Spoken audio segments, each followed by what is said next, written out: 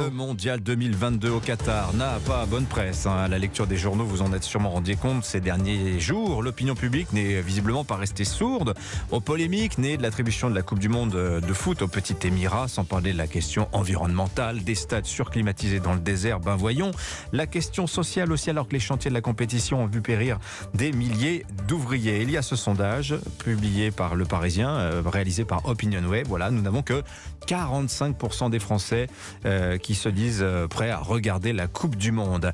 Alors pourtant, il y a eu cette parole présidentielle la semaine dernière en marge du G20. Je vous propose de nous la remettre en tête.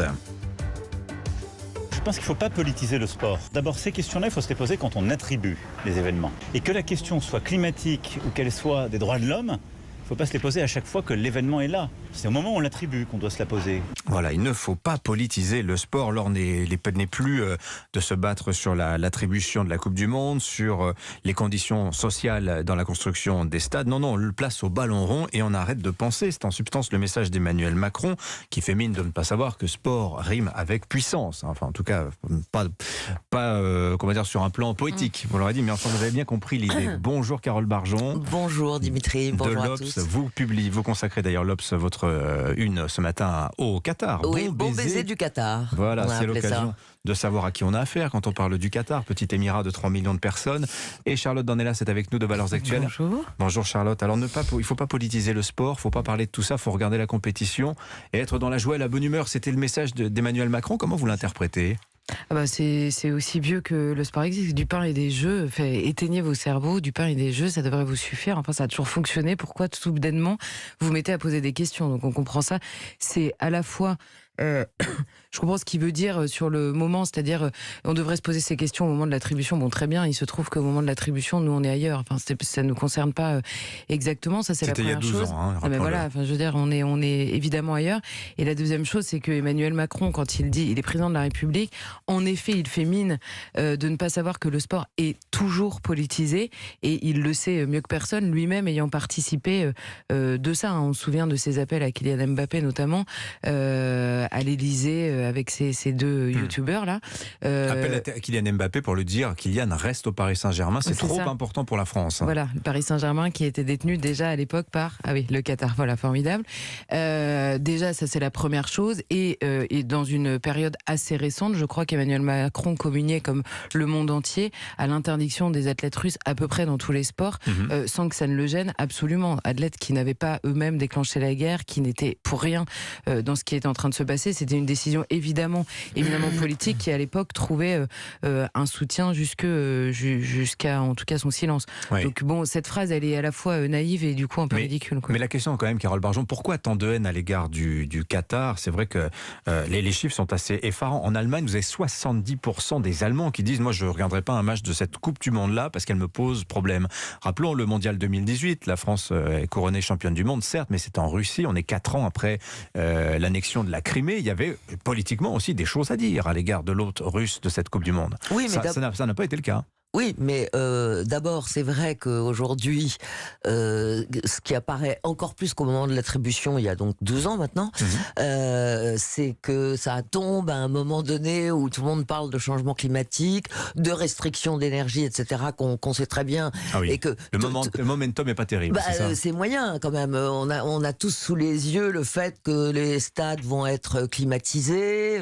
Enfin, ça apparaît comme une aberration, quoi, un non-sens. Il y a 12 ans, on le savait, mais bon, ça n'avait pas l'acuité que ça a aujourd'hui. C'est ça l'idée ? On le savait. Moi, je pense que quand même, même si effectivement le grand public peut-être n'était pas, ne voyait pas le problème, peut-être que en revanche, la FIFA et les dirigeants du football auraient pu dire quelque chose à ce moment-là. Mais il y avait des intérêts économiques, comme on le savait.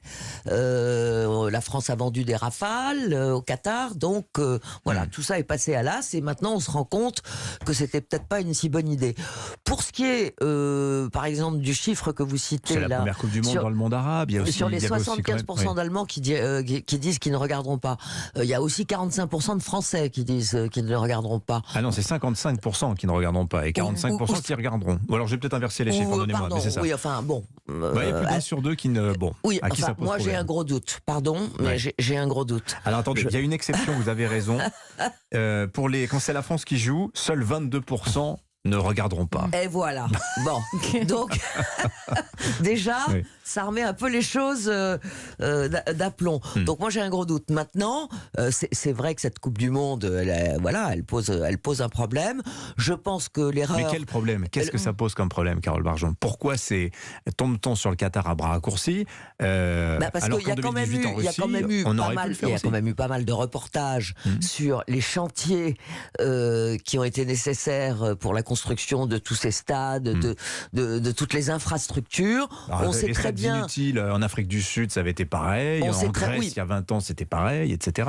Peut-être, mais l'époque a changé. On est plus sensible au sort, peut-être. Alors, les chiffres ne sont pas confirmés, mais on parle de centaines quand même de travailleurs migrants qui seraient morts sur les chantiers ou qui ont été maltraités. Donc, tout ça apparaît aux yeux du monde entier aujourd'hui.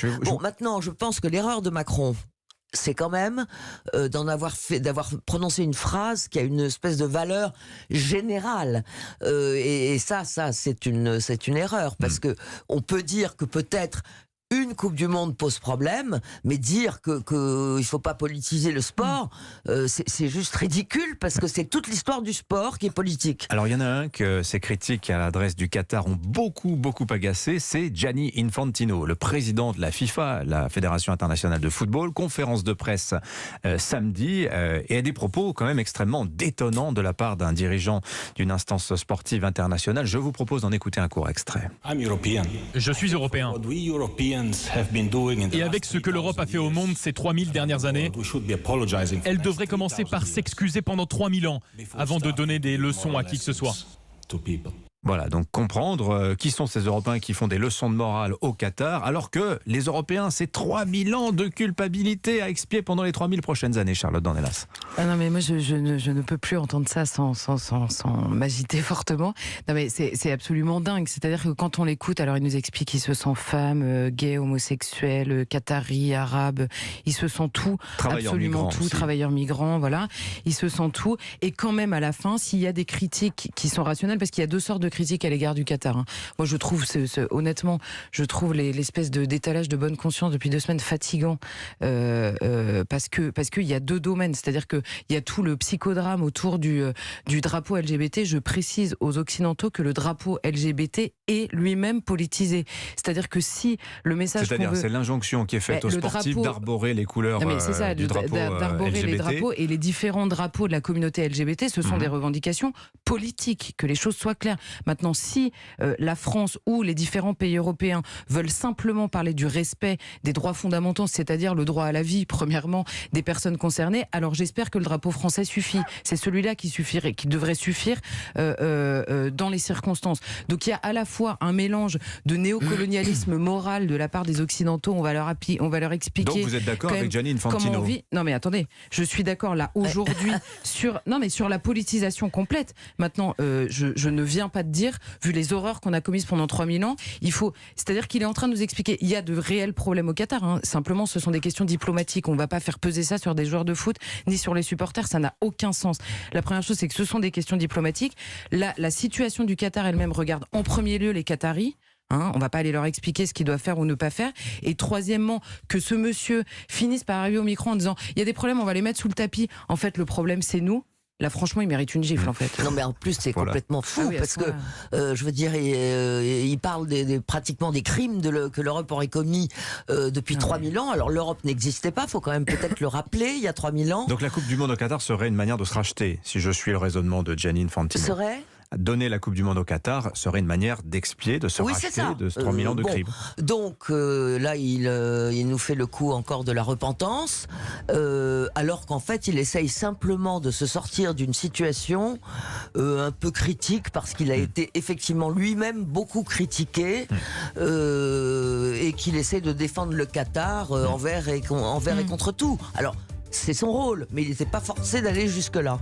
Merci Carole Barjon. L'Obs qui met à la une ce matin, bon baiser du Qatar, pétrodollar, dégâts climatiques, esclavage moderne. Voilà, c'est votre une. Vous participez de cette indignation. Charlotte Dornelas, Valeurs Actuelles, avec l'Ocean Viking cette semaine, toujours. En attendant la une de jeudi. Exactement. Merci à toutes les deux.